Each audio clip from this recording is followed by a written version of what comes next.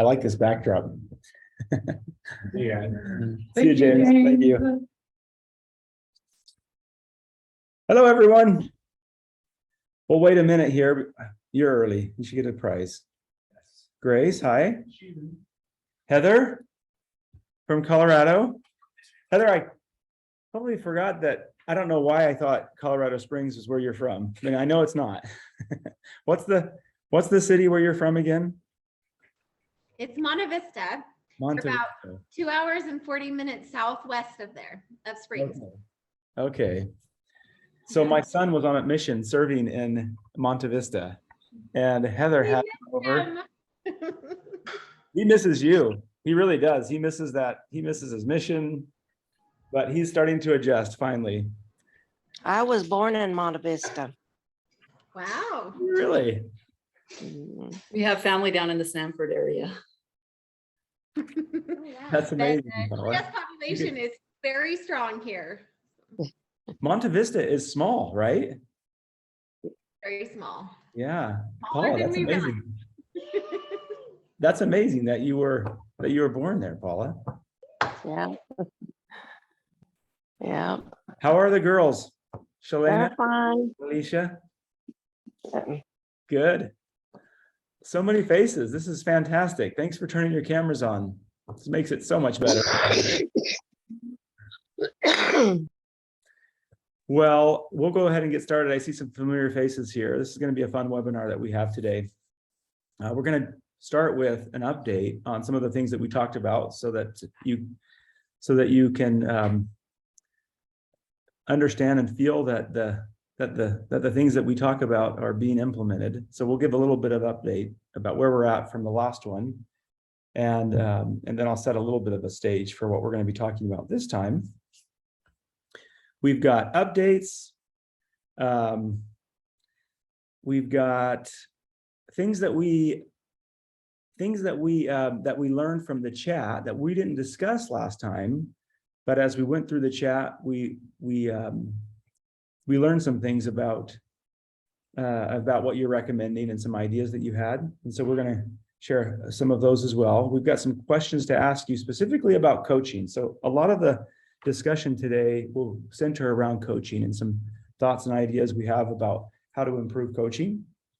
And then a couple other small things at the end. There should be some time for FAQ today as well. So if there's some questions that you have that you want to ask, and then we'll probably take a little bit of time in between each of these items that we'll be talking about to just ask you questions as well. So thank you for being here. This is only helpful to us if people are here to share their thoughts and ideas. And for those that are here live, you're the ones that are driving these decisions. So we need people to be live. Thank you very much for being here. All right. Let me just jump into some updates first. And I'm going to change my view here so that the recording is a little bit better for everyone. I don't know why it does this, but it always shows me the last person who was sharing. Do your guys do that? I don't know why that is the case. So I see Paula right now. So I'm watching Paula right. But that's not what the recording is. Yeah. The recording will be, well, it's just, yeah, I know that. It's just, it should be showing me right now, right? But it's not. It's showing me the last person who was talking. Oh, that's weird. It's really strange. Okay. We've got a few people on here who will be helping us as well. Clarissa's here. There she is, right there. Sorry, no, I was just showing you. And we have Leah here and Tim sitting over there. We're down at the studio. I don't know that we've done a webinar from the studio. Have we done a webinar from the studio? I seem to remember. There's Sam. Show you all kinds of team members we have. You mind if I just take 1 minute and go into the studio? Can I do that right now? Are we going to interrupt? It's a great time. We've got Mrs. Swinson here. I thought maybe it would be fun to do a quick little tour. Oh, looks like she's in between takes, so let's run in there real quick.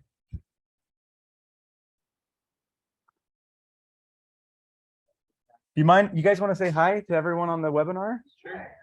This is just, I don't have the right view on, so you can see them. Let me change this. But here we've got Miss Christie. What are we talking about today? What are we teaching? about The digestive system. the digestive system. And look at our set, isn't it beautiful? It's our little home away from home. Bobby's our production director. He leads this team down here. Everybody you saw out there and everyone in here. I am Adam. Adam, Hey, Glenn. Glenn, Avery. All right. So that's a little tour of the studio. Sorry, guys. Thanks for letting me interrupt. That's Studio A, and then we have another studio here. We're in Vineyard, Utah. We're about 10 minutes away from the school where we normally do these webinars. And the other studio will be we'll be using that to film math and language arts as that comes on, and other courses that we're developing. Okay, back to business.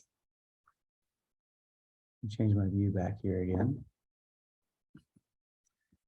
Okay, first thing is these webinars, we're going to move them to a day other than Friday.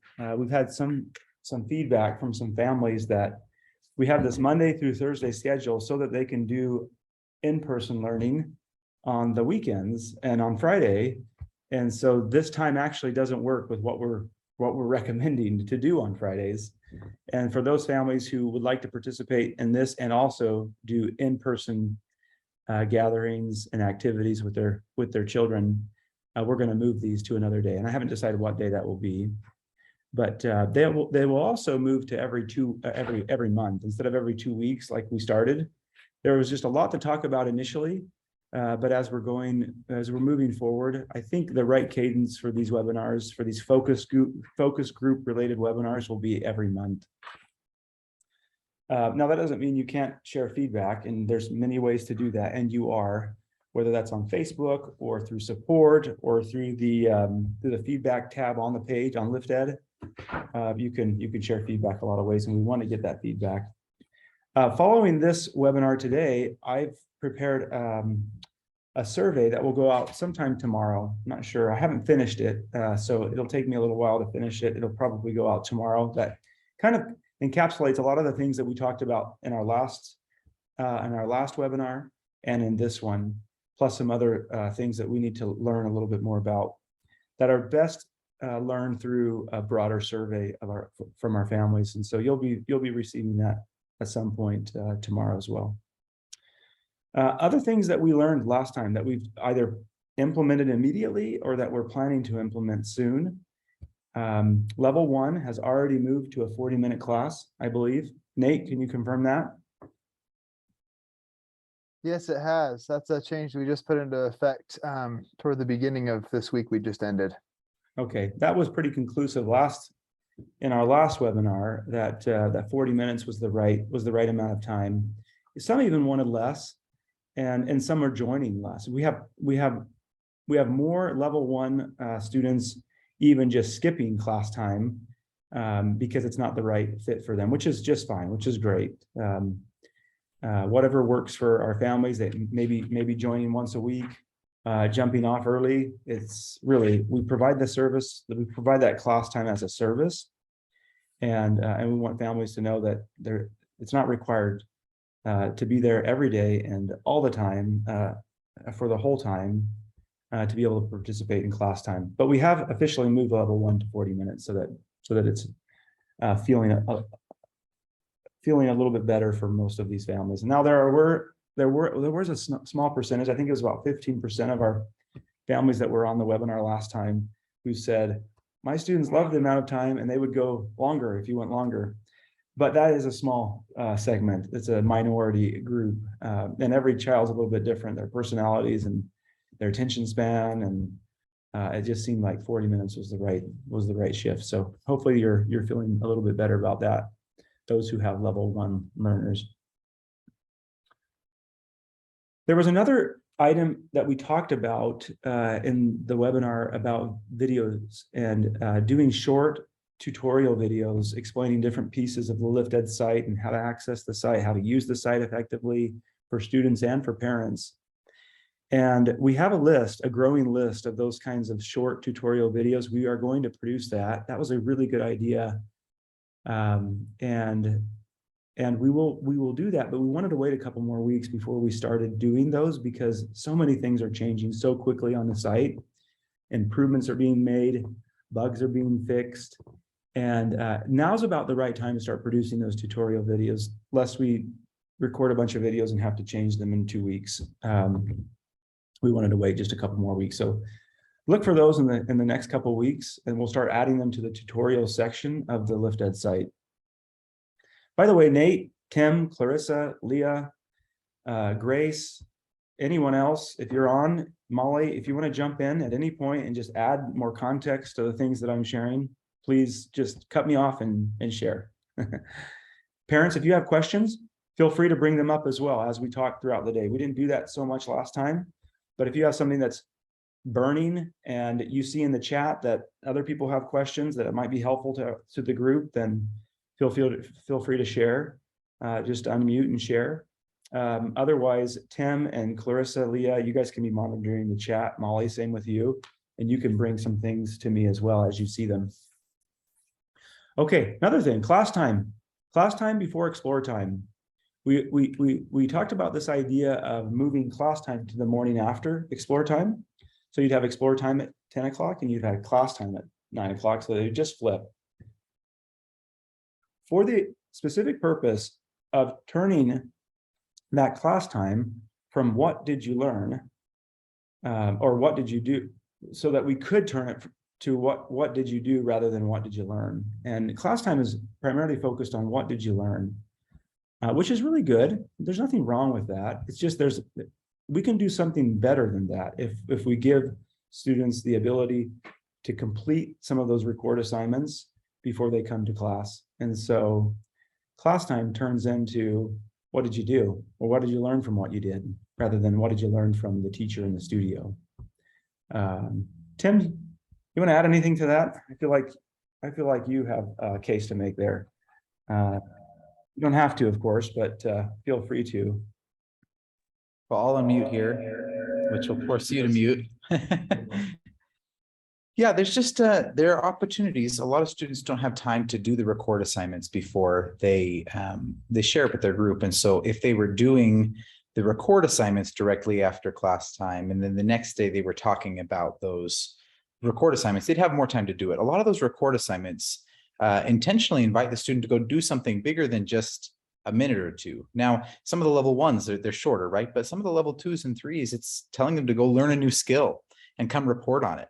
And my son is a level 2, and he's had a great time with those, but it might be nicer to have some time to do that before he's talking about it again in the class time. And so just allows some more processing in the learning sciences. We call that just spacing out the learning and having them come back to it a day later, and they're able to process it a little better together. Awesome. Thank you, Tim. Let me just launch a poll while we're talking about this, while we're on this topic.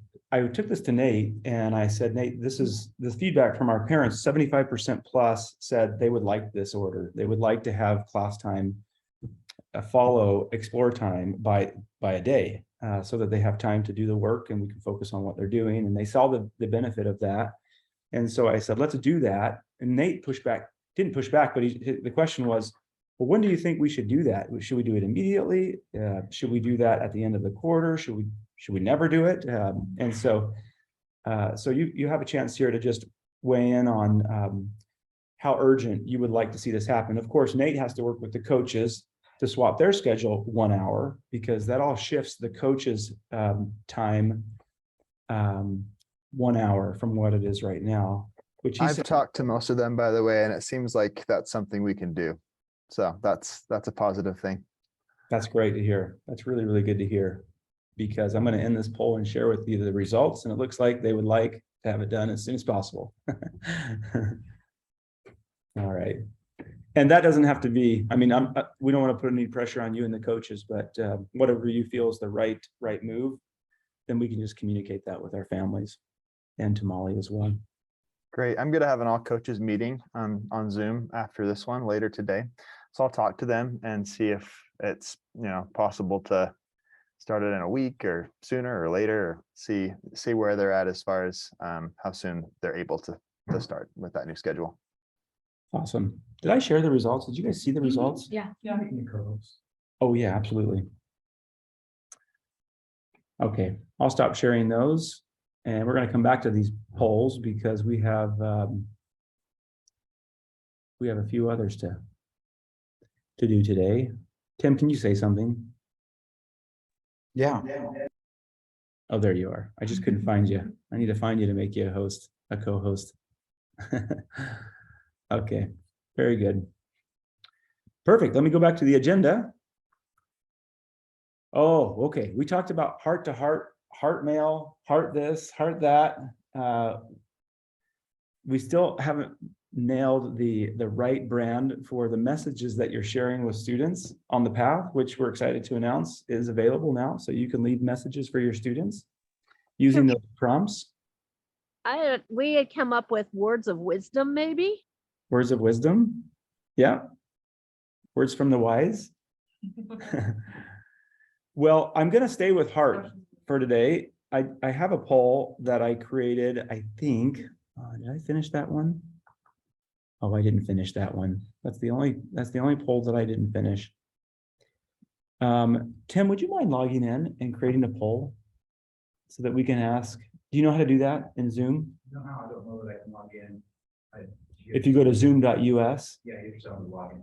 you can go there. It's just the same password with pconnect@ahsmail.com. And you click on the meeting and you can add a poll there.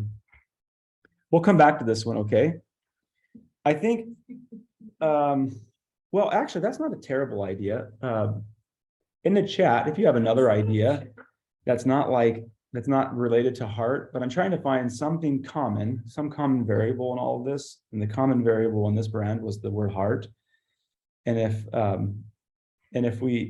you could help us come up with the right brand related to heart to heart makes sense to me. Heart mail is nice. Golden Nugget, there's just too much. It's just Chick-fil-A and McDonald's own that word now. So they've kind of ruined nugget for us. It's a good word. I like the meaning and I like putting them in a treasure chest, but there was a lot of families that had a concern with, not a concern, it wasn't a big concern, right? But just that it didn't bring to mind what we really have in mind, which was, yeah, words of wisdom or things from your heart, right? That you're sharing with your children that they're learning from each day. This connection with you is going to become more significant on the path in months to come. Because we're going to text you that link every day. And if you want to leave a message that day, you can. You don't have to. But because of that, you'll be able to forward that text with the link to a grandparent or to a friend or to a neighbor. And so the messages that they'll receive will not just come from you and whoever logs into the platform, which happens to be you each day. It'll be anybody that you forward that message, that prompt onto with that link. So that they're making connections with broader and more extended family and friends, and they're learning from others, and strengthening their relationship with parents and family and friends and grandparents. Real quick. Yeah. Because you were talking about sharing the link. Do they not have to have our password, login and password to get to there? Well, they do now, right? In the future, the platform will allow you to build a team. And so whoever you want on your team for your children, you'll be able to enter them in with their email address and their cell phone.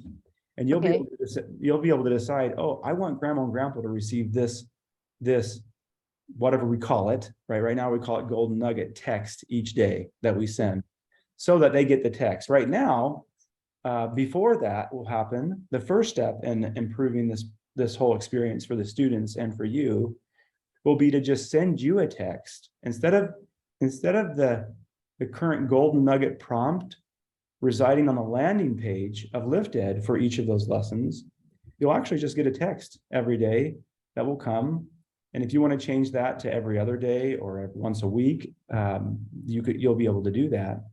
Initially, we'll just text every day, and then you can forward that text on. Like if you're reading a prompt that says, hey, share an example of when a friend was particularly helpful to you in your past. Mm-hmm. You're like, oh, I remember a story that my mom shared or their grandma shared. That would be really great for this. And so I'll just forward that on to grandma. You can do that. And they'll be able to click on the text, the link in the text, and it'll open up a prompt. It'll tell them what we're looking for. It'll pull their camera up. You can record it right on your phone. It'll drop it into their lesson. It'll be that easy. Right now, it's not that easy. You have to log in. You have to go to the landing page. Then you have to read the prompt, click on the link, record the video. And that will be significantly condensed and some simplified in the future. Not only will it be simplified for you, but it'll be done in a way that allows you to share that with other people who could be especially helpful. In that. Peter, do you have a timeline yet for when that is going to be available to share it with others? Yeah, within a month. That's not on this next sprint coming up, but it'll be on the one after that. A sprint, that's a technical term. The list that the programmers use. Every 2 weeks, they work through a list of improvements. And that's just starting this Monday, by the way. So for an entire month, they spent all of their time working out bugs and just improving the user experience from a bug standpoint. And now they've worked through most of those and they're moving on to improvements. We have a question about, can you submit more than one video for the same day? Could Uncle John and Yeah. somebody- Yep, exactly. It'll just have a repository of all the videos that are submitted.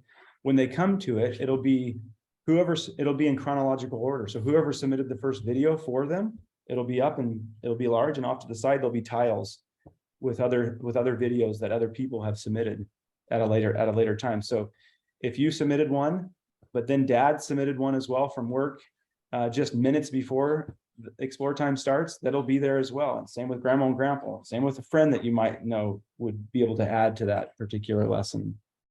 Yeah, we're gonna experiment with this. I mean, there's only so much time that a student can spend on the path. And so we currently have a 5-minute limit set. We might move that to 3 minutes. We don't know. We don't know how we feel about limiting a parent's time that they're contributing. And they might have a story or an experience that they need to share that takes more than 3 minutes. And so we've set it at 5 minutes right now. But there's also a bandwidth that the children have and the technology has. There's a cost associated with videos that are submitted and how big they are. And so we're just kind of balancing a lot of different variables in this experience. And of course, we're just getting into it, but it's an important piece of the Lift Ed experience, them connecting with family. And it's something that we're barely scratching the surface of right now. And so there's going to be some major improvements associated with that piece of the experience coming up, which means that there's going to be a lot of things that we learn about how to do this the right way. I know it's my children's favorite part so far. And when Ah. when it's not there, they get really disappointed. You're not just biased, are you, that you're their favorite?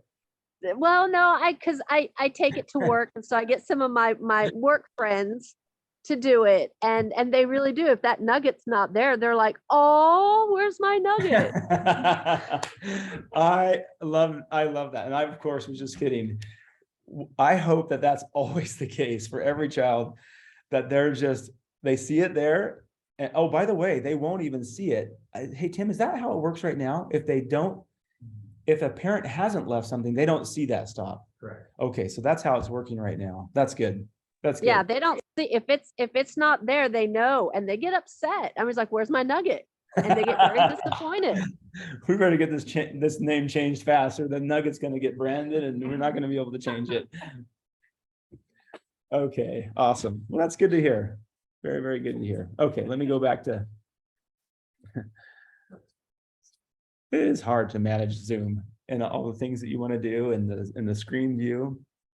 These coaches have a real job. Can I speak for just a second? Oh yeah, go for it. Oh.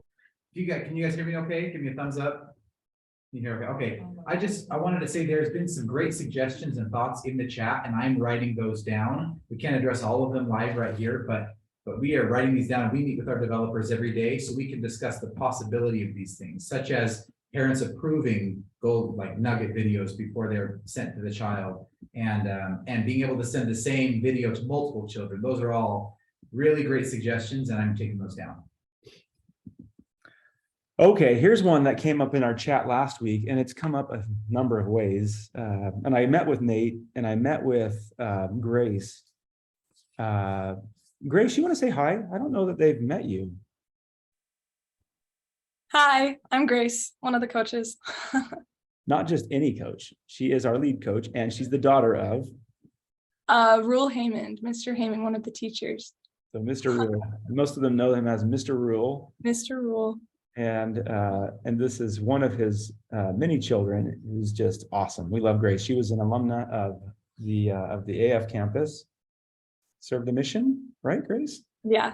You're back from a mission, and she's Yeah. she's Nate's right hand, right, Nate? Yes, sorry, had a hard time unmuting myself there. Yes, Grace is a lifesaver. So I met with them this week, and I just said, "Hey, don't take any offense here, but we keep hearing feedback that people want Coach Yehosh back in our coaching."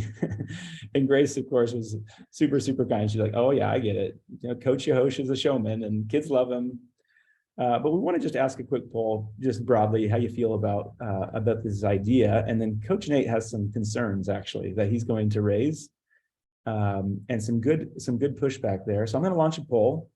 We're going to see how you feel about this. For those who've experienced, of course, some of you don't have any basis to answer this question because you weren't here with us last year, which is just fine.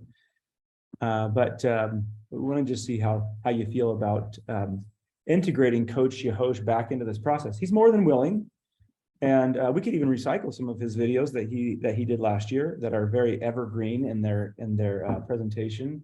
Not specific to a date or an event, that are very general. There are others that are not that way, so that we'd have to be kind of careful about how we use them. But go ahead and just share how you feel about this question. What are your feelings about Coach Yehosh? Bring him back, rotate him in with the other coaches. We're happy with the current Starway coaches, and then no basis for the answer. I'm going to end this poll. Not all of you have answered, but for purposes of time, I think we have enough results. I'll share the results. And this is kind of what we thought. We thought that there would be quite a bit of information, or quite a bit of support for Coach Yehosh. Like I said, he is a showman, and kids love him and they connect well with him. And that's important that we provide them the best experience possible. Nate, you want to share some of your thoughts about this specifically? Yeah, I'd be happy to. So one of the biggest reasons that I wanted to try something different this year with Start Right was that at the end of last year, I did a lot of observations and coaching myself, and noticed that we had very few students actually working out along with Coach Yehosh. And I don't think that he was the problem. I think I guessed that maybe one of the problems was the fact that it was the same person doing Start Right every day. And so to mix that up and see if it helps the kids want to work out along with the Start Right video, we decided to try out this rotation where we have all of our coaches create videos and we rotate through them each day. And we have seen a lot more students working out along with the videos this year, even though, you know, we haven't made the investment to get lots of high-end equipment for all of our learning coaches, and they're just doing it on their phones as we're kind of piloting something new here. And therefore the quality isn't as good as it was with Coach Yehosh. But that's one of the things I guess I'm wondering is what is it that has helped the students start to work out along with the video a lot more than they did last year? Is it the fact that we have variety in our coaches that are doing Start Right, or is it the fact that it's a new school year and people are just more excited to get going with things, and maybe it'll trickle off again toward the end of this year? I'm not sure, but we'd love to hear what you think, and do what we can to continue to improve and, you know, bring back potentially bring back Coach Yehosh, because we know that the kids do connect well with him. So Any quick ideas from the group? Thanks, Nate, about what I think that might be the case. I think Nate has hit one of them. I think beginning of a new school year, excited. Anything else that comes to mind from you parents? For our family, it was the time. It went so fast this last year that it didn't feel like we could all really get into it. Yeah. We liked it a lot more when it was about 10 minutes, when the whole family could get together and really feel like they were getting a good workout. Oh, interesting. Huh. Didn't think about that. So for my family, I mean, I now have 2 kids. In the last 2 years, it's only been 1 kid. Mhm. And she always loved Coach Ho. She did it every single time, the whole school year. And if they had to skip him for some reason, she was so upset. And now my little 5-year-old, she loves the coaches. And I talked to Caitlin, and she goes, let's rotate them back in. So she likes the other coaches too. Ah, But she saw Coach Yosh yesterday at Constitution Day last night, and she spent some time talking to him, and that was pretty awesome. So, and yeah. other kids came over to talk to him too, because they've seen his videos. Oh, that's So so it's great. pretty awesome. That's so great to hear. That's really who we should be asking are the kids, right? Not the parents necessarily. It's the kids that can tell us. We do surveys like that where we ask you to ask your kids, or we send them out and we say, these are for your children. Peter, Yeah. there is feedback that they're concerned it takes a little bit too much time away from that precious class time. And they're thinking maybe if it was on the end of the explore time path. Oh, interesting. Well, thank you. With explore time following class time, it could be that, right? We could do that. That's a good idea too, Molly. Just so you know, that's why we did change it last year. There was so much feedback that I know that I can't remember who shared this, but they liked the longer Coach Yahosh. Most families liked the shorter Coach Yahosh better than the longer one. That we did vet and establish last year, and that's why we went to that shorter time.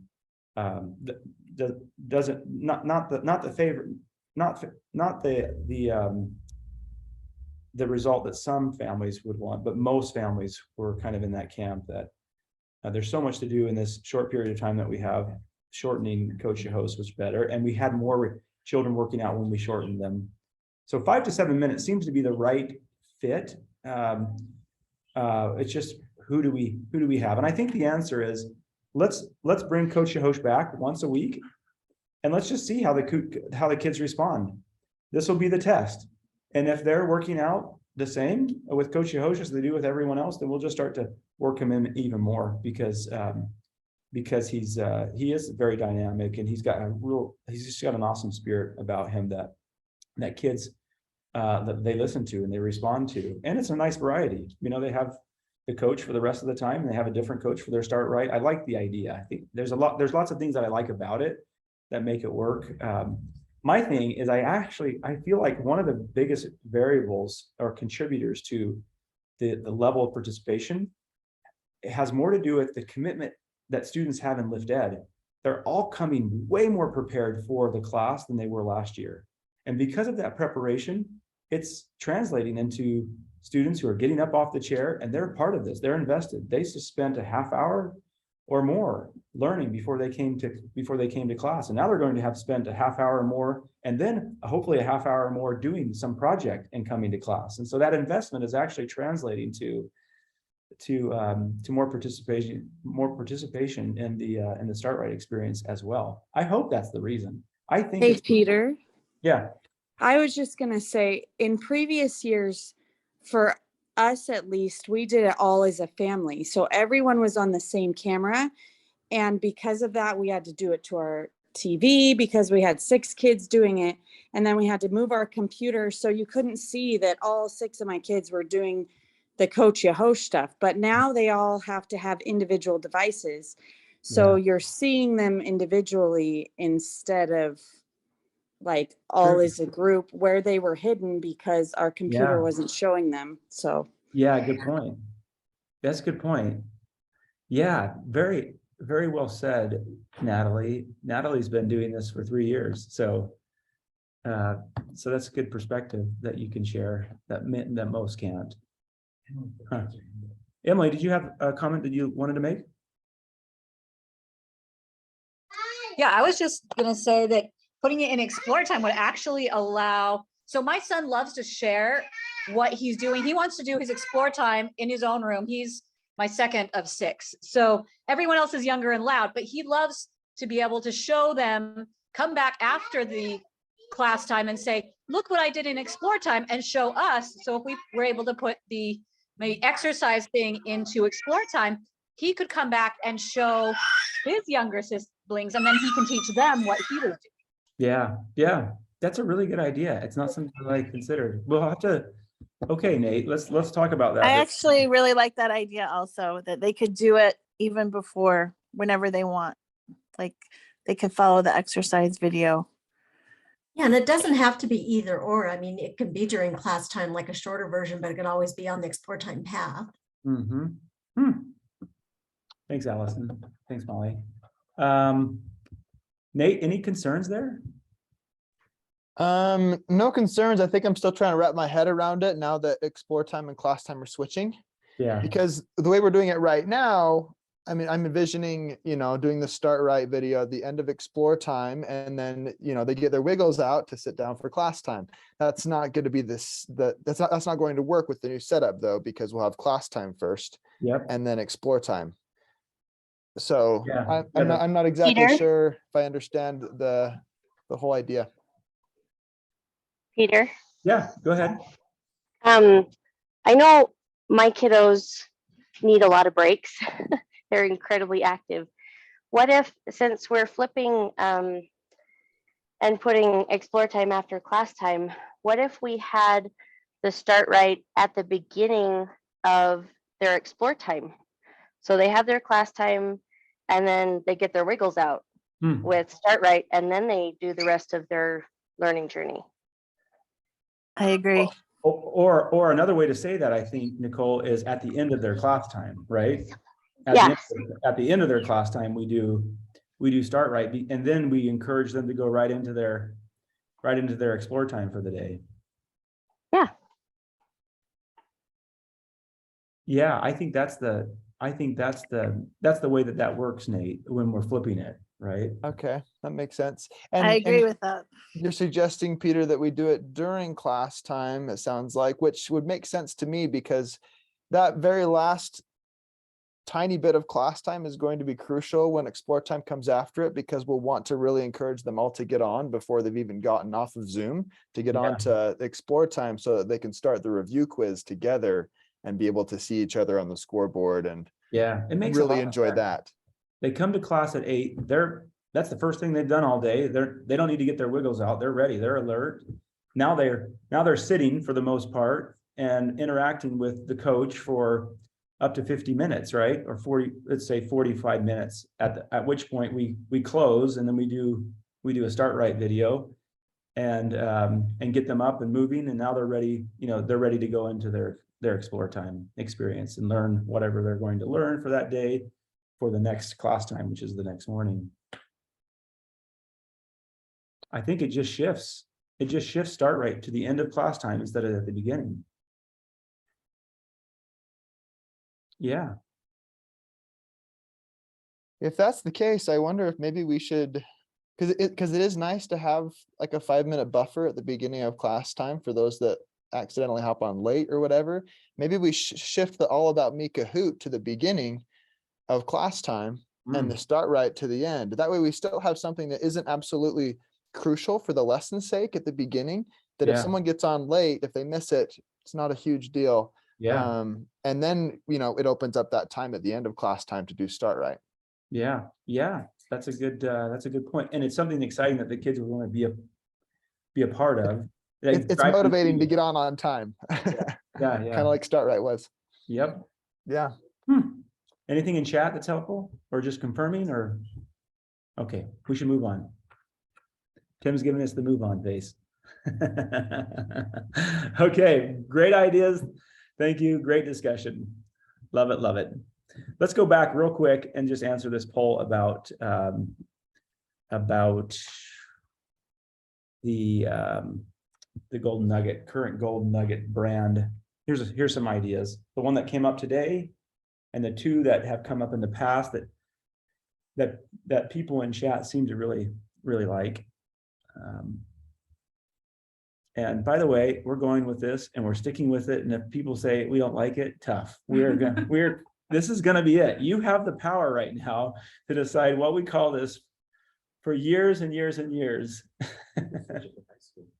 And they're constituent for high school, yeah. High school, they see- Oh, that is actually one of the reasons. I'm glad you brought that up, Tim, because high school was one of the reasons why Golden Nugget didn't. We're not thinking about high school right now, but we do have to kind of think about high school in 2 years. And will that be cheesy for them? But we can have it show up different. for high school. Yeah. I don't think heart mail is cheesy for high school. Do you think it is? A little bit. Yeah. You think it is? Huh. I don't have that reaction. We'd have to ask the high schoolers, I guess. Or heart to heart. Okay, lots of good feedback here, but it's not super conclusive, unfortunately. I'm gonna end the poll and share the results, but you can see that we're almost split between the word heart seems to be a good word to center our ideas around. It received 67% of the votes here. It's enough to really move forward with that. We might have a secondary survey, but we will. I'll put this in the survey that I'm sending tomorrow. And so we'll get more feedback. And in that survey, we'll even ask for other heart-related brands, and something may come out of that written response of that survey question. Okay, thank you all. That's super helpful. Let's see, what else? Okay, moving on. I had a quick question about explore time switching with class time. Can I ask that real quick? Sure. So I had mostly about when we do it on Thursday, especially at an end of a unit.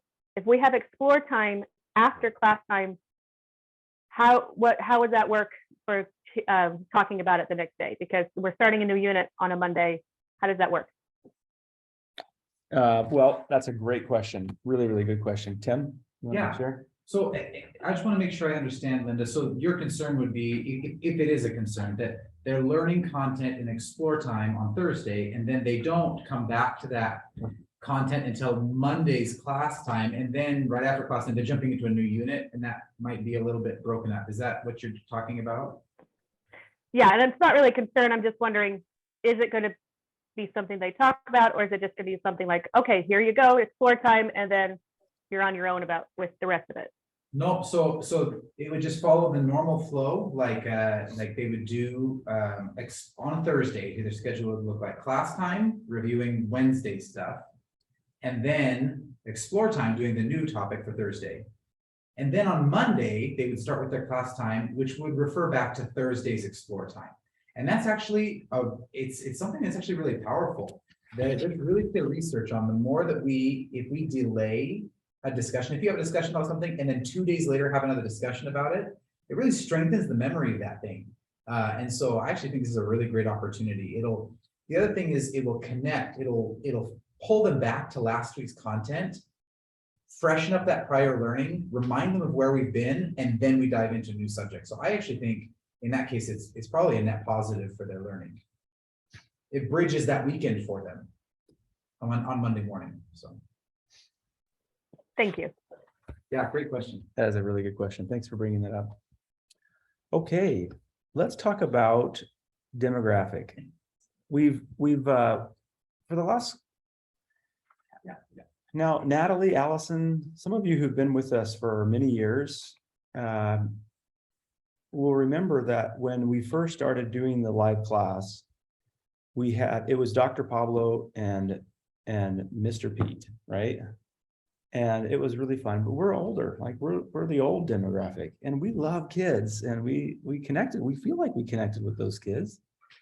But as we moved into the next year, when we hired Coach Jordan and Coach Nate, they were a huge success too. So we came out of that year feeling like, okay, what do we do? Like, how do we set these children up for success in the hiring process of coaches? And so we stuck with this idea of working with a young mentor figure, a young, is that right? Is that the word, mentor figure? Just kids that use young adults, right? Who the kids would look at and say, oh, I want to be like that person, or I want to marry a person like that, right? And as opposed to another parent figure, which is what I represent.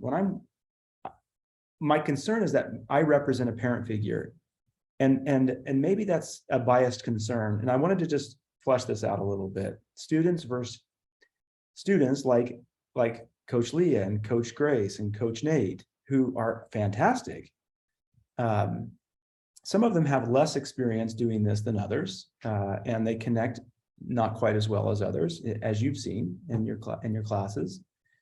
And that's okay. It's everybody's on a different path, and we're all growing and progressing. There's no offense taken, because we have some coaches on right now, and so I've invited them to be very thick-skinned here for this part of the conversation.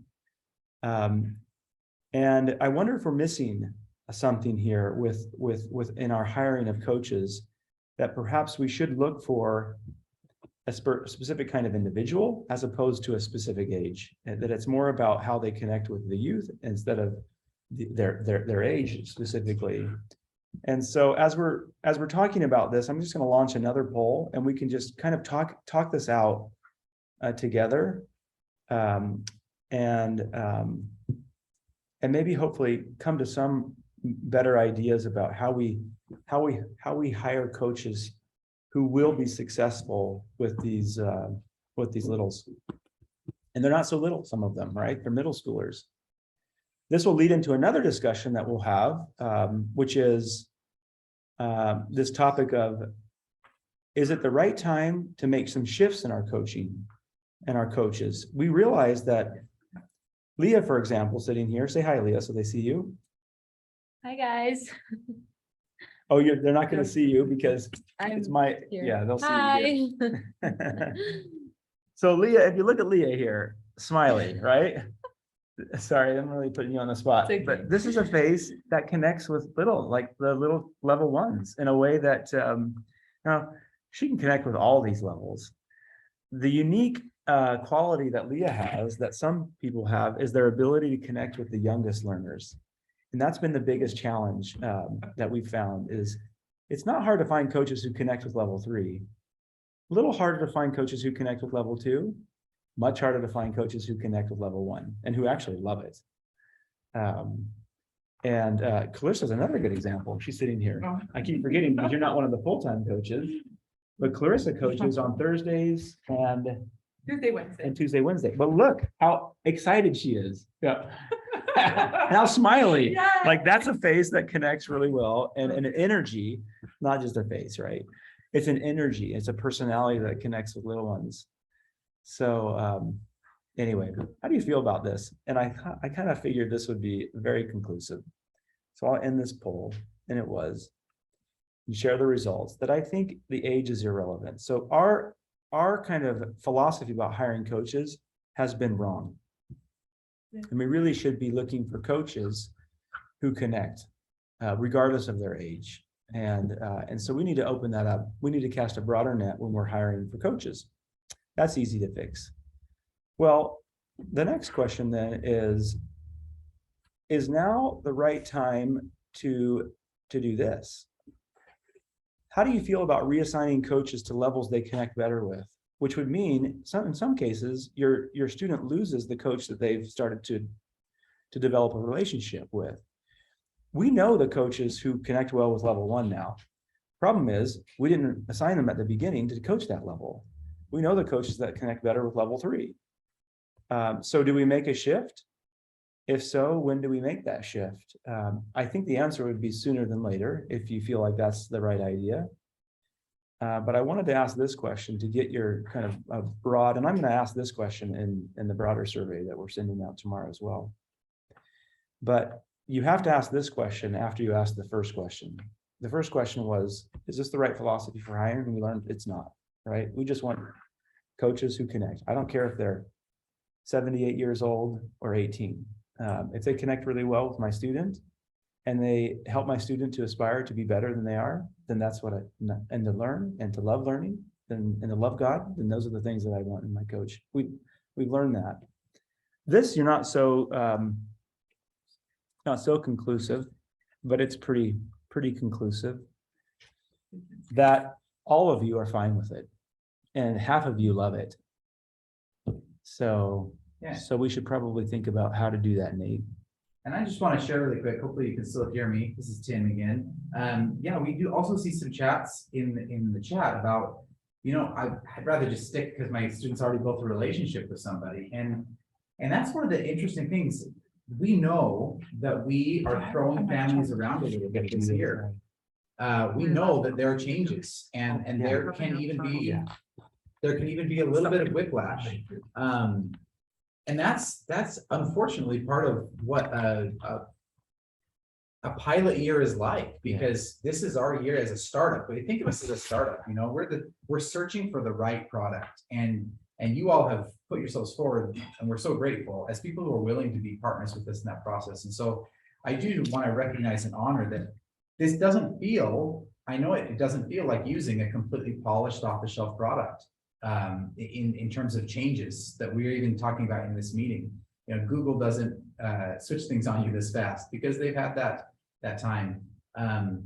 So we're trying to be sensitive to that as well, making sure it's the right experience for your family while also making the changes that we need to make to grow. And I just want you to know we really do think about that. We think about your experience this year as well as what we're setting up for future years. And so all this feedback and what you're saying in the chat is really helpful to us, and we do read it all. Yeah. Peter, can I just say something real quick? Sure. Go ahead, Allison. My kids had Mr. Heyman, is that right, Raul? And then they've had Pablo and Nellie and Angie and the younger coaches. And I don't think that it matters their age. I think it matters how long they've been with the philosophy of the school to learn the techniques that they portray through the camera and how they connect with the kids. So I think the kids that are younger that are coaches probably are more familiar with the way the school has the philosophy, and the newer coaches, maybe, I think it comes with time. I think it can come as they learn and as they're around the people at the school, because it's just it's right. infectious. Does that make sense? Yeah, absolutely, Allison. That's so wise, and you're right. That's exactly right. If I look at all the coaches who've ever coached and who are coaching right now, you're right. The ones that are excelling are the ones that understand. They're the ones that are on, by the way, here. They're the ones that have been at the school. They're alumni of the school. They understand the methods and the mission of the school deeply. It's part of them. They love it. And that's not always the case, but it's pretty consistent. If you think about Nate and Jordan, though, they were exceptional. We didn't get any feedback that our students didn't love Coach Nate and Coach Jordan. They didn't have a background at the school, but their life mission was so aligned with the school's mission that they were a huge success. And so they don't always have to be connected to the school, right? Some people might really understand the school really well, even be alumni of the school, but they didn't become part of the school. They didn't become part of the mission of the school in a way that allows them to succeed. That's also a scenario that you have to look for in the hiring. This discussion has been really helpful, though. I think it's probably been very illuminating and helpful for Coach Nate. He does. Anything you want to add to this, Coach Nate? We are actually at the end of our agenda, and so we can take the rest of the time to talk about this or some other ideas. Can I just pop something in real quick? Yeah. I just wanted to say also, one thing that we look for in the teacher is their passion about what they're talking about.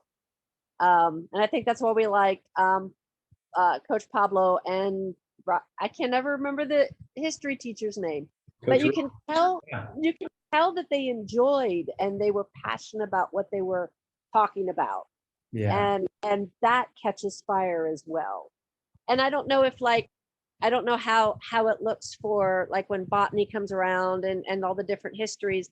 Do you have teachers who feel strongly about certain subjects that's where you're going to put them? Or do you have the coaches just teaching whatever? Do you know what I'm saying? Yeah. So very difficult logistically to have coaches change by subject, but that's what we do here in that's the whole teaching side of, you're talking about teachers and coaches now. Teachers are here at the studio. Here's a teacher. Say hi. And that teacher, they're, and the coaches, I think that for us, logistically speaking, you have to find someone who just generally broadly loves children and who loves learning. It's almost impossible for us with this, with the way that we're producing content now and the way that we're offering class, a live class experience. Oh, I just thought of something else that I need to bring up. Discover time. Don't let me forget that, Nate. For us to hire a teacher in the studio who loves the subject that they're teaching, that's ideal, but it's really, with our current process and system, it's impossible for us to accommodate that. We find a teacher like Christy Swinson who really exudes the light of Christ. That's the thing that we're looking for. When we're hiring teachers, we're looking for somebody who really exudes the light of Christ. And they love children. Those are the two things that have to come out. And then, because of their love of learning, they're learning along with the children, just like Mr. Rogers did. He wasn't an expert in anything that he talked about, but he loved kids and he connected with them. And he learned along with those kids. He learned along with the guests that came in, or places that he would visit. And that's actually the philosophy for our teacher, just so you're aware. Philosophy for our coach is, again, it's very similar to that. Who can, in their very presence, in their eyes, and the words that they share and how they share them, can help a child to come closer to Christ. And that's our number one driving objective of hiring coaches as well. For us to hire coaches based around the subject on a two-week scope that cycles around, it would be very, very difficult for us to manage. I don't know, we could manage it, but it would be very expensive as well. I love the idea. It's just really hard to implement that in a model like what we're trying to provide, which is a worldwide model that's accessible and affordable to families of all faiths everywhere in the world. Let me come back to one thing before we finish today. Nate shared with me this idea quite a while ago, and it just didn't connect with me until this week. He shared it again, and he pushed back, and he keeps pushing. And I'm so grateful that he keeps pushing, because he's right. I really like this idea. I'm not even sharing this idea for a lot. You can share feedback, but we're likely going to make this change. If you have concerns about it, don't hesitate to share. But we've never loved the brand class time.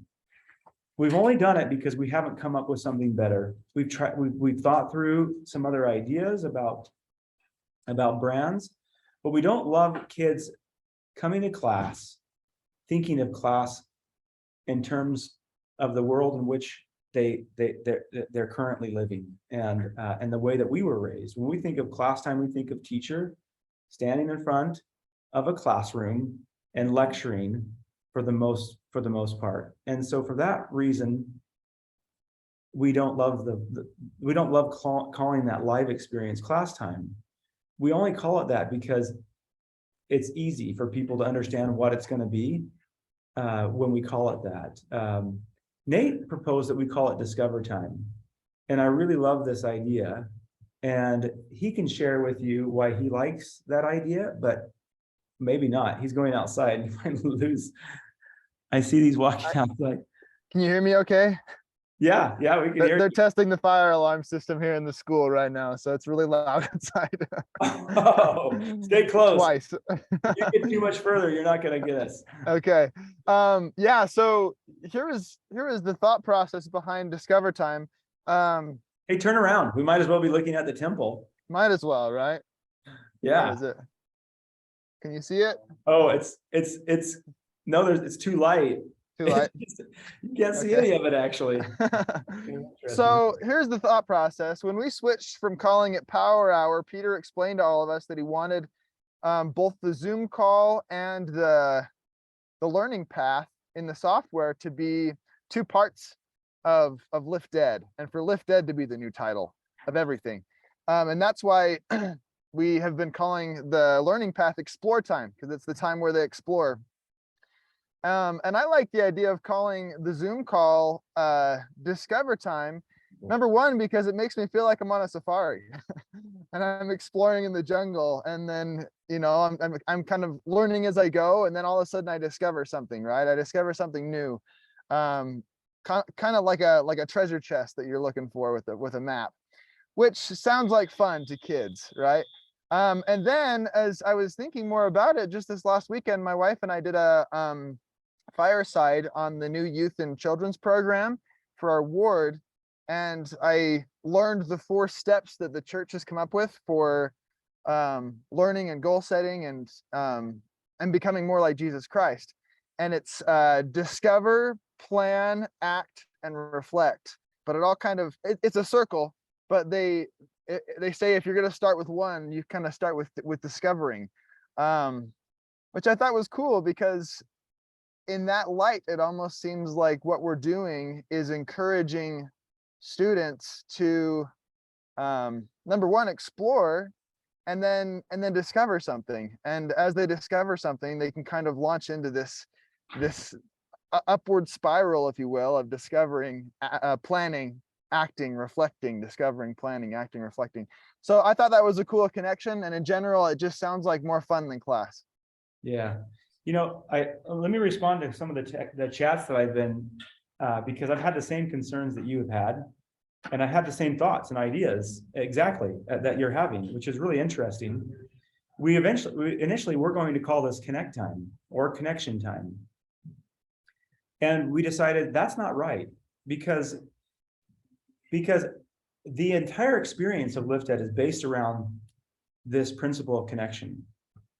The explore time is a time, and you're not seeing it quite as much right now, but you're seeing it in for some significant ways. But that piece, that connection that they'll have with other students, with their faith, with their family, with great content, with great teachers, that connection is a significant part of explore time. And so if we call the class time connection time, it denotes that it says that this other thing isn't connection time, right? That it isn't connect time. And that's definitely not the message that we want to send, that this thing is connection time and that thing isn't.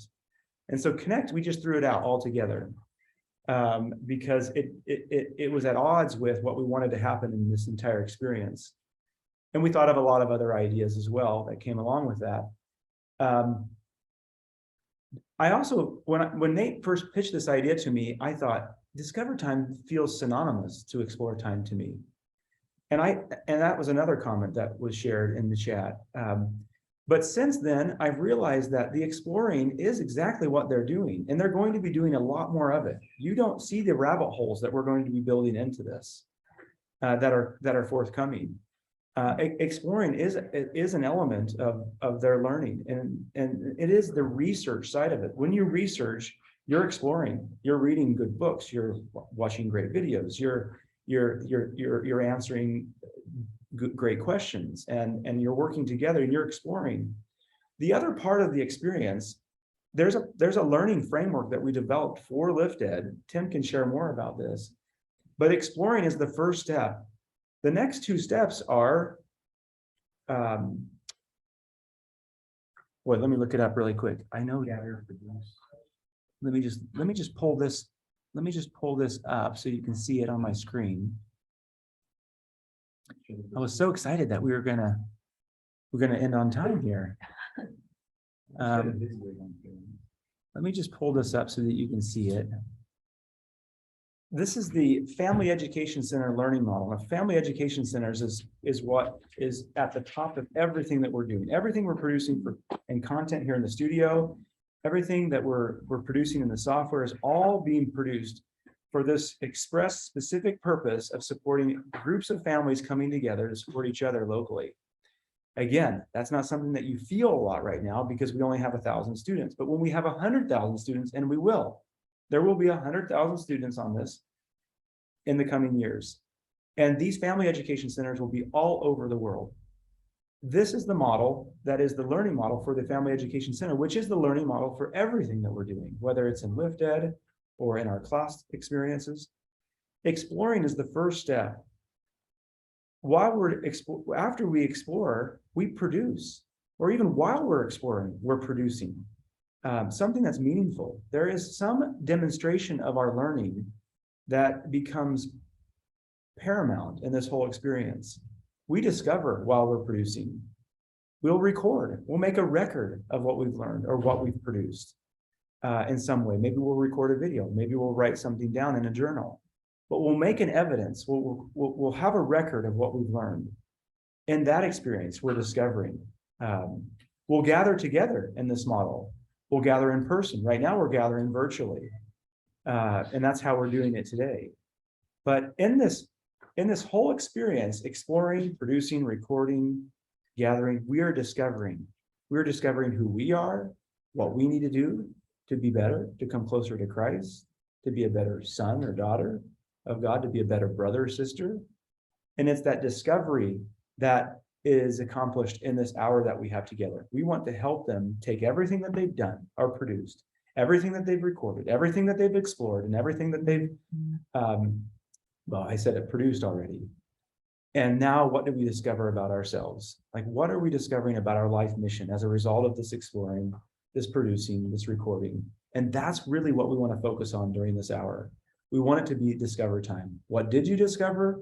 What can we discover together to do what we're supposed to do, to be who we're supposed to be? And if the hour becomes that, then there's nothing more important to us than that becoming or that discovery. And so that's why I think discover time really works for this second hour. Nate, you want to add anything, or Tim, or Clarissa, or Leah? Anybody want to add anything else to that? Discovery, there's an element of discovery that's focused on the doing. And it's the doing, and it's the doing that helps us to become. If it's all learning, it's great. But learning to what end? Right? To become more like, or to become more like who we should become in order to fulfill our mission of becoming more like the Savior.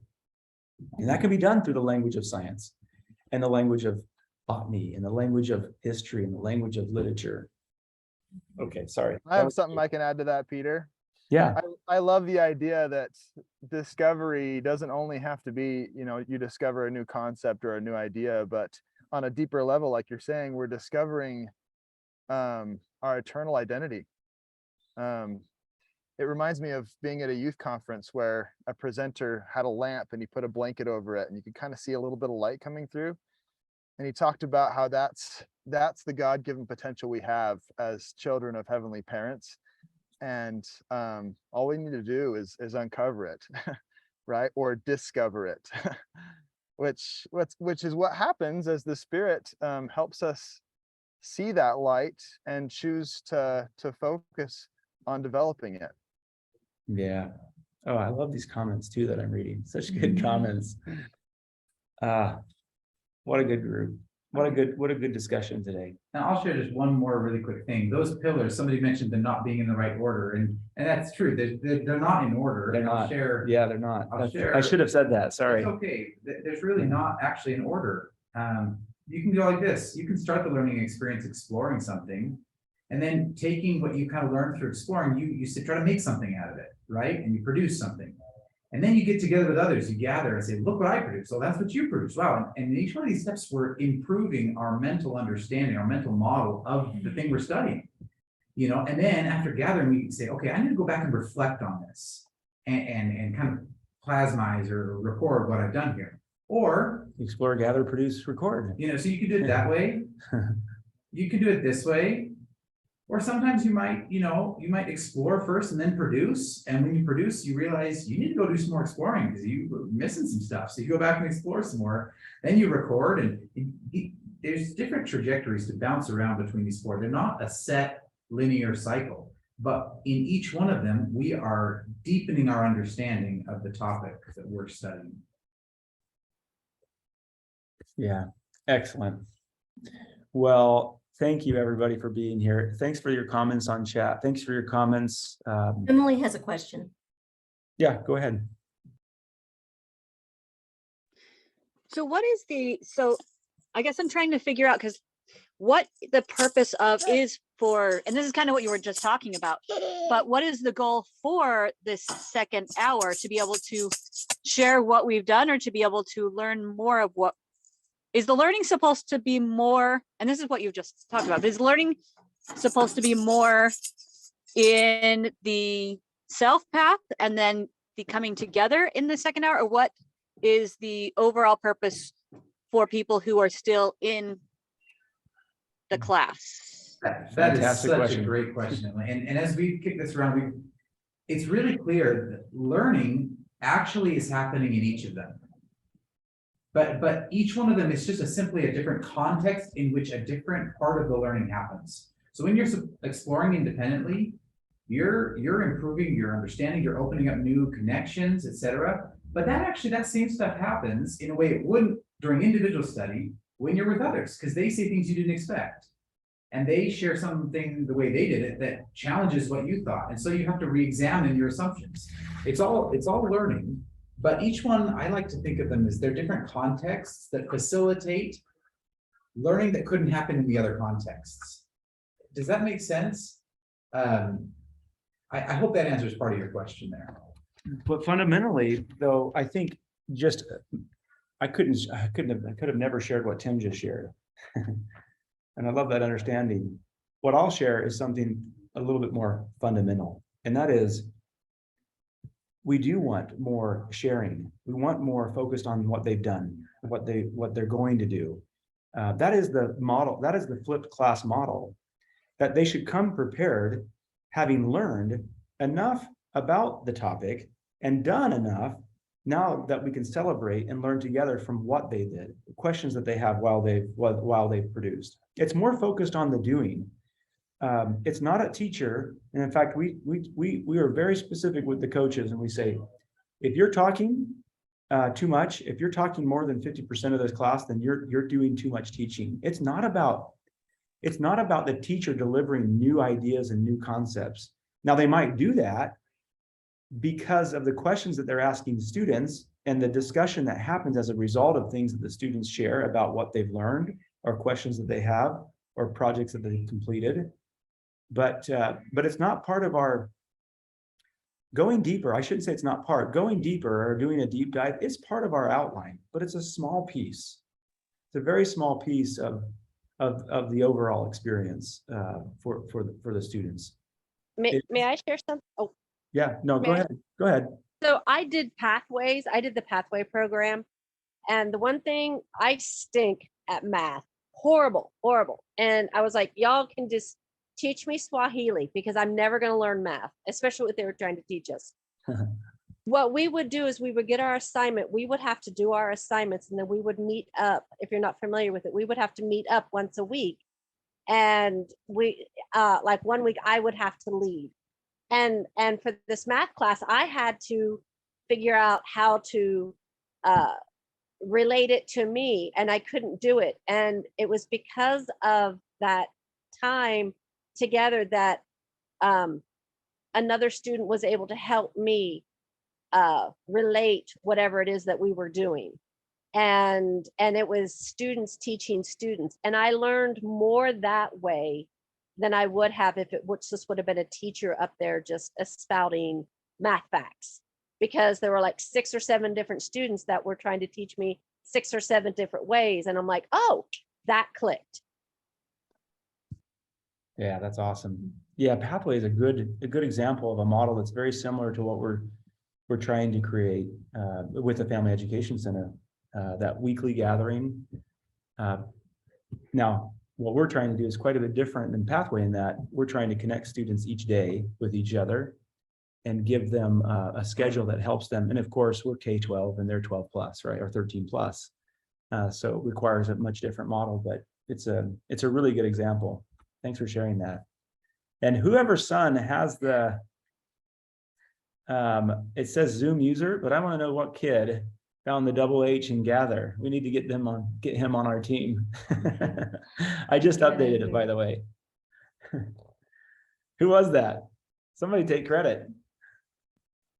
That's a good eye. Chase Spencer. Chasey? Chase Spencer. But is that Chasey Taggy? Is that? Is that who that is? Yes, she says. Yeah, that's the one. That's Chasey Dartaghi. My man. Chase. Wow, that's impressive. That's vertical writing on a color white text. And he saw the double H in that, gather, and that wasn't on there very long. Very impressive. How old is Chase? Chasey and Tiggy. That's what he would name himself in Power Hour. He would correct you if he was on. That's right, he would. It's Tiggy. It's Tiggy. Yeah. Tiggy. Well, tell him thank you. Very, very good. We've got to change that in a document. That's actually a pretty significant document. Okay, well, everyone, thanks for all the ideas, your participation, such a good spirit about this this group and this webinar, and appreciate your support. These discussions are difficult sometimes because not everybody has this, well, never does everybody have, we're never unanimous in these kinds of ideas and decisions, and so support and understanding are especially helpful in a collaborative kind of discussion like we've had today. So thanks for being here. Like I said, next one will be in about a month. You'll see a survey tomorrow, and we won't do this on Friday, so it'll be another day of the week. If you want to throw a day or time of the week that you feel like would be especially helpful to you, is it early afternoon? That's what we would guess, that early afternoon on a Monday through Thursday would be the better day. Or is it a Saturday? Is it doing this on a Saturday a better day? I have no idea. So if you want to throw that in the chat before we close here, we'd love to see it. What would be your recommended day of the week? What would be your recommended time if it were a Monday through Thursday? Or would Saturday be better anytime? Not a weekend. Not afternoon or evening. So morning.